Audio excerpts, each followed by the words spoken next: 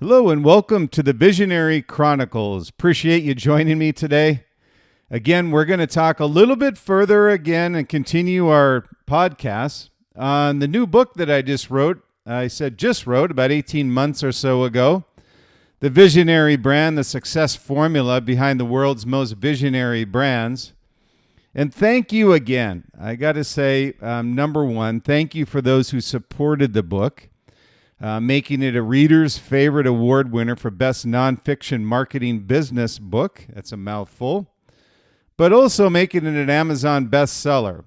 Really appreciate your support with the book. But more importantly for me, as I always talk about being a former entrepreneur and business owner, is having those that have reached back out to me on the book saying how they've applied what I talk about in the book. For me, that's the most important thing, is being able to apply what I've outlined in the book and have it make an impact to their business is extremely important to me. And why I personally feel in giving you this information from the book and how to apply it is one for me that's been the best experience that I could have in writing a book. And that was my original intention, by the way, was to give away the book on the ebook side to those that are truly interested in applying what I'm talking about in the book. Not only through the brand experience, but being an entrepreneur, going through personal and professional struggles along the way, as most people do. I felt that would be an important part of the book also. So again, thank you for those who supported the book. And hopefully you're enjoying this podcast series as well. So today we're going to talk about, it's podcast 156. We're going to talk about the UX, the user experience, the buyer experience. We talk about it, the seamless user experience journey. And I truly call it a journey because it's changed over the years. You know, I've been the head of product and marketing with some global iconic consumer brands, and I can tell you, the journey has changed significantly. I talk about it on a case studies inside of the book in order to give you kind of a visual perspective and also kind of this inside the four walls perspective of being inside of a global iconic brand as to how do they keep this juice flowing, this fire burning inside of the marketing team, the product team, to be a generational success. And I thought a quote from Steve, as you know, I'm a huge fan of Steve. Another quote from Steve here is, our DNA is as a consumer company for that individual customer who's voting thumbs up or thumbs down. Those who think about, and we think about at our job, and we take the responsibility for a complete user experience. And if it's not up to par, it's our fault, plain and simply. So Steve in this quote is really, as most brands do, taking responsibility for, number one, anticipating what the customer wants, and number two, providing value beyond the product. I talk about that quite frequently in the book. What I mean by that, again, for those that didn't listen to the previous podcast, if you haven't, I would highly recommend. This is kind of a course study on the visionary brand and how to become visionary. The formula is extremely difficult, and the reason that I named it the visionary brand is there really wasn't a visionary brand out there. Even Apple had some of its downfalls. So take a look at that, is that providing value is what Steve is talking about, and then also making the experience seamless. And I thought the three words that Steve talked about when creating product that just resonated with the design and product team is simple is sophisticated. It's a beautiful, if you think about those three words, the inspiration for a great product in three words, simple, sophisticated. If you have to read the instructions, it's too difficult, is what Steve's intention was. So when you're out there designing products, many times I see great product companies, but not great brands. And what I mean by that is you may have a shoe company like Mizuno that does great shoes. And the reason a lot of people maybe haven't heard of Mizuno is because they're a really good product company, but they're a horrible marketing company. They just don't market properly. So all of these other consumer footwear brands have taken them over and swallowed them up, even if they may have even a better product. They've just done a horrible job of providing a lifestyle experience through this customer journey of experience, authentication, telling us what their point of difference is. All of these things are important in the customer journey. So you need to make sure you have all these pieces. So let's talk about what this seamless user experience looks like, what I call affectionately this UX in the book. And a seamless experience should always be the goal for any premium brand. And I say a premium brand because if you want to be premium price points, premium product, best in class, whatever you want to call it, you can't be that without having a seamless user experience. It's that important to the success of your company and your brand. The user experience is this kind of what I call this multifaceted puzzle built from the brand's foundational principles of the brand itself. And you always need to look out for the consumer time and value when it comes to user experience, especially in the day and age that we live in today with the attention span being literally nanoseconds. Is why am I looking at your product? Why am I looking at your brand? How are you different? And what are you going to do for me? Yes, what are you going to do for me? You need to have that answered before you commercialize your product, by the way. And why it's so important, and I also talk about it in the book as well, is this power triad of product, marketing, and sales in that order of execution, by the way. Marketing should never jump over product, and sales should never jump over marketing. There should be a flow to the commercialization of your product. And those three are extremely important. So being able to provide this seamless, fully integrated brand experience rather than this dysfunctional culture, disjointed user experience is a clearly defined point of difference from your competition. Now, if you're a premium brand, I have seen and been with Liquid Mind, many, many brands that we work with have this user experience dialed in. And I have this hashtag that I use now that I love it. It's I've gotten a lot of feedback on it is hashtag get it right, hashtag got it right. And there are many people that are getting it right, but too many people are not getting it right. So think beyond the purchase cycle. And the example of this, if you look at where the progression of the user experience, or let's just say the buyer experience at this point, has changed significantly. We had the funnel before. And those familiar with the purchase funnel is that when there's a purchase that happens, when you acquire the customer, they do consideration, they actually purchase your product, you spit them out in the back end of the funnel. It's a big funnel that you used to say on marketing. You just let them go and you go after the next customer. Well, there's this thing called customer lifetime value that is now part of revenue generation that people weren't able to tangibly define before, much less measure. And you can do that now.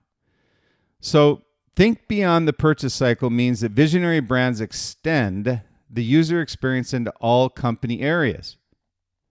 And how the brand interacts at all these levels will create an unforgettable user experience or brand purchase by design. And as an example, think of how you engage with a brand. You've got preferences with brand on your clothing, apparel, footwear, services, whatever it may be. Whether product, information, events, or some other value-driven need, the experience itself always sets a good brand apart from the rest, or a great brand from the rest, and keeps you coming back to them. And this is what creates loyalty through authentication and generational customer lifetime value. Just look back at your life. And those that you are a little older, been out there for a few years, look at what your what your experience is and why you keep coming back to the same brand over and over again, even if they have a few bumps in the road here and there. I remember back in pre-Steve days, Apple was on the verge of bankruptcy, yet people hung tough with Apple. I was one of those. I hung tough with them because I knew what their brand foundation stood for. And if Steve came back, those foundations we put back in place versus the direction that they lost when he was gone. So you as a brand, there's several principles, and the thing that's important for me to do is to understand how to apply the principles of a great user experience. And when I looked at all the brands that I've been with personally, and also the brands we work with, Liquid Mind, these are the things that we'll whiteboard. So I want you to be aware when you look at these. I'll give you some examples of a seamless user experience in the end result, and then also things to look out for, things you want to whiteboard as you move along in defining, number one, where you're at in the process of what you think is a seamless user experience. What I find is that many people, not surprisingly, are kind of blind to what their user experience actually is, the reality distortion. You may think it's one thing, your customer may think it's another thing. So it's very important to get feedback. It's also very important for you to go through the experience yourself. Don't just think it's great when it's not. So number one is a great user experience is seamless with an end user in mind. Make it easy, both with products and your processes. More often than not, what we see is our brands that we work with at Liquid Mind will either miss on one of those two. And Mizuno is a great example. Products, processes. Products can be marketing. It can be the commercialization of a great product. It can be defining a point of difference. Whatever you want to call it, the processes themselves are customer service, returns, purchases, whatever it may be. These are all part of the process. Out of stock positions, colors not there, sizing wrong, whatever it may be, make it seamless for users. Make it easy for them is what the seamless side of a user experience is.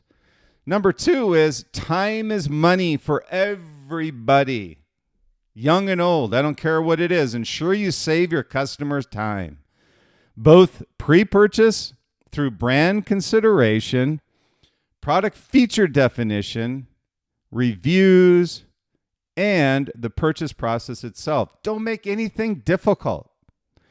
Make it easy for your community to build loyalty with your brand. And also, what people forget and what brands forget about is they're so busy on the front end, pre-purchase. And we've all been there and we've seen it. Acquire, dispose. Acquire, dispose. Acquire, dispose. What they don't think about is the post-purchase side of it. Nobody wants a return. I get it. But if I can guarantee you this, if you make the return process difficult, your customer life cycle plummets. That value of your customer long-term plummets. It's a given.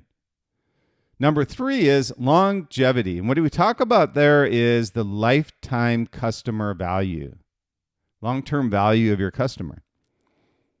It's always in the old adage, the old adage that we all know of, and it's true even in the digital age we live in today, and the AI age we live in today, is it's always easier to take care of a current customer than to attract new ones. Too many brands either choose not to engage with their current customers or do not have a process to deliver personalized post-purchase value propositions and value beyond the product. I'll say that again. Too many brands either choose not to engage with their current customers or do not have a process to deliver personalized post-purchase value propositions and value beyond the product. It's just a given. It's difficult. I get it. We're too busy making products. We got the new season coming out. We've got to find a way to dispose of previous seasons. We've got to find a way to get the new line into stores, into retail, and our D2C business. I get it. Never be too busy to take care of your current customers because they'll be gone before you know it. It's just too competitive out there. Both of these emissions are detrimental to long-term sustainable growth. And when you whiteboard, what is the intention overall? I don't care what department you're in, sales, marketing, product, the CEO of a company, or in customer service. What is your intent? It's for sustainable growth. We always whiteboard that with Liquid Mind. It's one thing to have revenue, but it's even more difficult to sustain it. And how do you do that? It's through lifetime customer value, long-term value of your customers. By the way, your current ones. They're not expensive to take care of.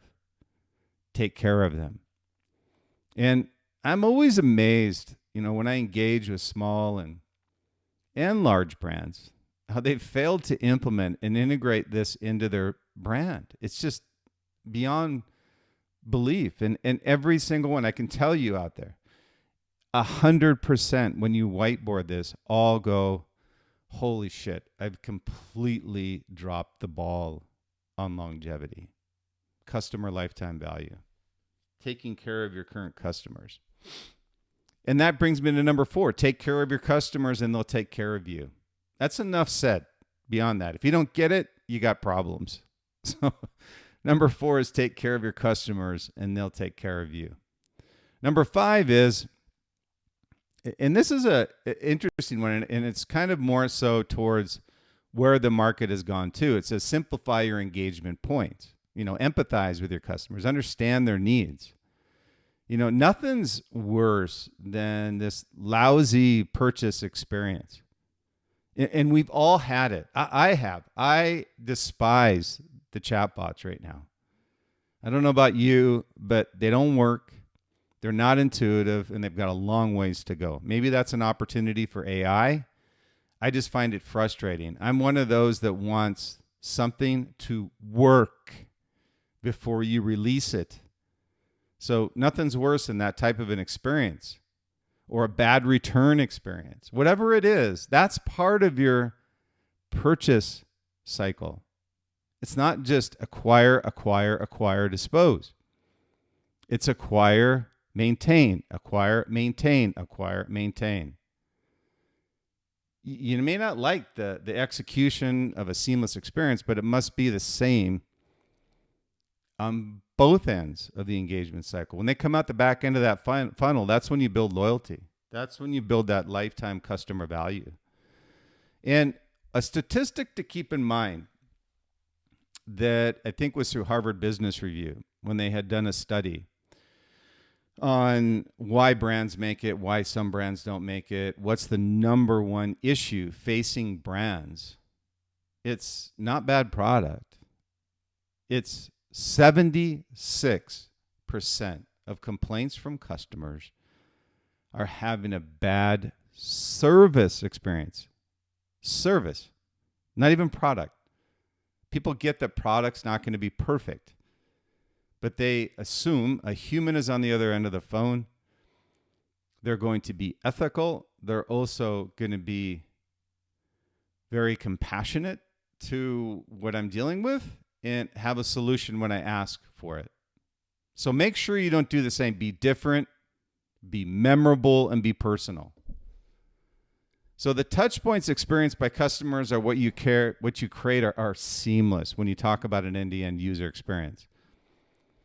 So when the outset of the book, or when I started talking in the book, I kind of did this process of how I wrote the book chapter by chapter is from how you structure and build a visionary brand, marketing, sales, product, the journey, the principles, the foundation, the execution process.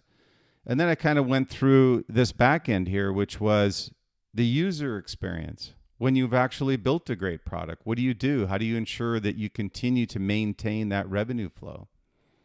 So I've continually mentioned that visionary brands think beyond isolated or solo approaches to strategy. They analyze this kind of this overall user experience, how this product will impact people's daily lives, and how to develop a user-friendly and out-of-the-box experience. You know, at the very beginning of a product's development, in the beginning of the book, we talked about these things, was ask these questions. How will this make our lives better? Where does it fit? Why are we doing this? What's your point of difference? When will it be ready? Who will buy this? These need to be asked early on unless they're cohesively and collectively answered by the brand team, product team, the marketing team, with a clear strategy around marketplace execution. The answers will not be apparent to those who are communicating with you.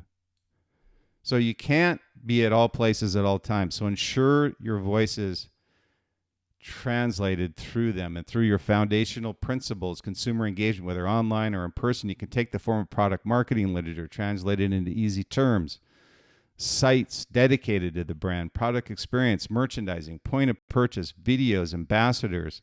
These are just a few of the things that you can utilize. You know, the thing that we see with Liquid Mind when we talk to our brands and we talk to leaders of brands is I don't have enough resources. That's one. I don't have enough talent. That's number two.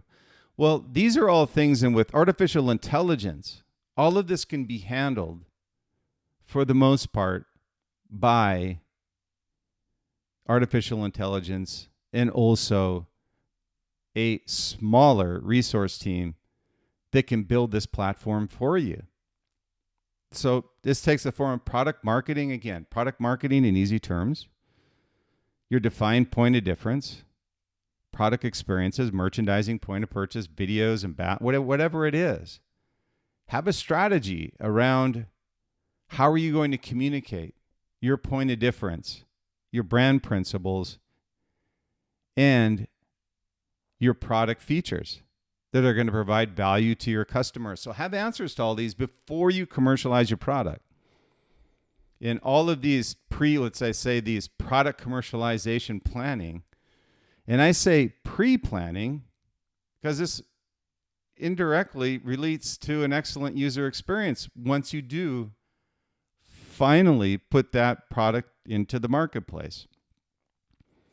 So creating this seamless buyer experience, we talked about some of the benefits of and some of the questions to ask about creating this culture of a seamless user experience for consumer brands. So what we want to talk about now is what are some of the things you can implement in order to be a visionary brand on the user experience side. So this seamless buyer experience is essential for consumer brands, aiming to sustain lifetime customer value, building long-term loyalty, and increasing customer satisfaction. You look up on your board right now and you see what is going to drive revenue for your brand. And it isn't a great product anymore. It is defining your point of difference with that great product, providing value beyond that product, building loyalty, not putting your product where it should not be versus where it should be, and increasing customer satisfaction through a seamless user experience. So here's a few key strategies you can take a look at. See how many you have with your brand. If you don't have them, I would really whiteboard these and make sure that you're looking through each one of these points that I'm going to provide to you to see where you at from a score of 1 to 10 and where you need work. So number one is understanding the customer journey. You would think this is easy, but it's not. You want to map that journey, identify all the touch points where your customers interact with the brand, from awareness through post-purchase. Develop a persona for your customer to understand their needs and preferences and pain points that they have. Number two is consistent branding. I've seen too many brands where they don't have foundational principles to branding. I'm putting my marketing hat on here, but all you out there in marketing know this, is understand who you are as a brand. This means your colors, your branding, your logo, your positioning, your point of purchase, your merchandising, your direct-to-consumer ads and campaigns that you're doing out there. Ensure your brand messaging is consistent and uniform. Website, social media, emails, in-store, And your visual identity is also consistent. Maintain a consistent visual identity. That means your logos, your colors, your fonts to create a cohesive brand image. Number 3 is omnichannel. Integrate your channels. Provide a unified experience across all online and offline channels. Customers should be able to seamlessly transition between your different channels, online or in store. Should all look the same. And by the way, in doing this, it makes your life easier as a brand. Responsive design. That's another thing when we look at websites and we do an audit of our brand's websites, their mobile websites. Is this responsive design? Many of them, believe it or not, many of them still don't have responsive design. So ensure mobile-friendly websites, apps are accessible. More and more people are moving to mobile purchases. Matter of fact, that's the fastest growing segment. It's not jumping on your computer and making a purchase. And then number 4 is personalized experiences, the fastest growing segment of ensuring a seamless user experience. Use customer data to tailor experiences such as personalized recommendations, emails, offers, whatever it is, and customer segmentation to ensure that you're basing your recommendations on their behavior, their preferences, demographics, and offer up product that's relevant to their needs. And this goes to value. Don't recommend a run shoe to somebody that's a walker. You've got a distinct difference between the two. Make sure that it's defined in your campaigns. And a streamlined process is number 4. This is the seamless user experience. Easy navigation, quick checkout, transparent policies, intuitive websites. Build trust by communicating your shipping, return, and refund policies. So all of these things should be clearly defined. I can't tell you how many websites I've been to when we look at it where they don't have a clear return policy. You call and what they show online is different than what the reality is. That's a huge, huge detriment to your success. So be consistent and have integrity in everything that you do on this process.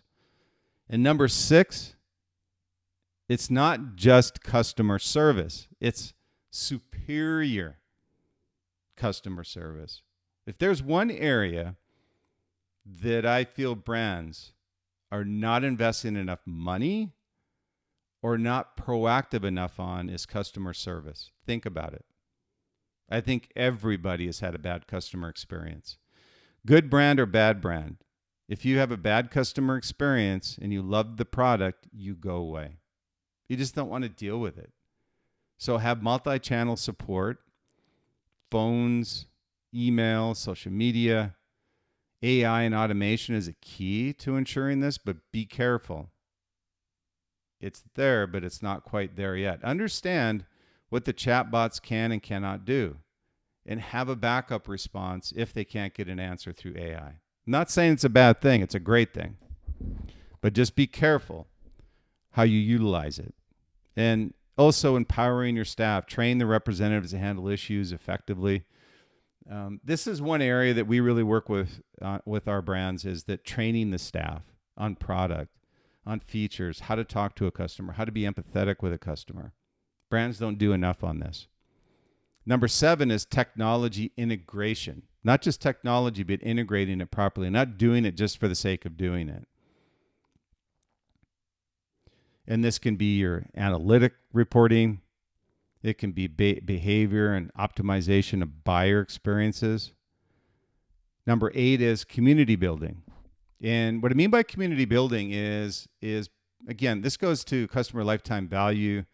It goes to providing value beyond product. Engage on social media. It's important.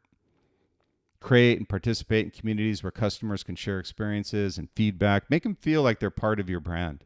They're there for a reason. You're selling a lifestyle, not a product. Never forget that.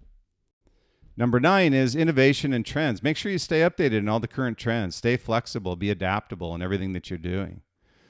So with these areas, hopefully, that's a lot. It's a mouthful. I get it. But it's really important. It's probably one of the most important chapters in my book. If people really look at where their weak points are, how are they going to define a point of difference? How are they going to sustain revenue growth? How are they going to build loyalty, customer lifetime value? You look at all these things, and it's all through a seamless user experience. So by focusing on these strategies, consumer brands can create a seamless and satisfying buyer experience that meets and exceeds your customers' expectations. That's the goal, is not just to meet their expectation, but to exceed it.